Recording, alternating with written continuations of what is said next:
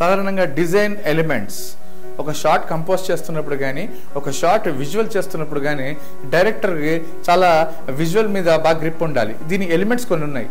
ఏంటి design elements అంటే ఫోర్గ్రౌండ్లో ఏమి ఉండాలి, బ్యాక్గ్రౌండ్లో ఏమి ఉండాలి, మిడిల్ గ్రౌండ్లో ఏమి ఉండాలి అనేది ఊహించాలి. ఎందుకంటే మీరు సర్వసాధారణంగా షూటింగ్ చూస్తున్నప్పుడు ముందు బ్యాక్గ్రౌండ్ యాక్షన్ అనే వాయిస్ వింటూ ఉంటారు డైరెక్టర్ నుంచి, లేదా అసిస్టెంట్ నుంచి అన్నా వింటూ ఉంటారు. బ్యాక్గ్రౌండ్ యాక్షన్, ఫోర్గ్రౌండ్ మూమెంట్, లేకపోతే మిడిల్ గ్రౌండ్ స్టే, ఇలాంటి వర్డ్స్ వింటుంటారు.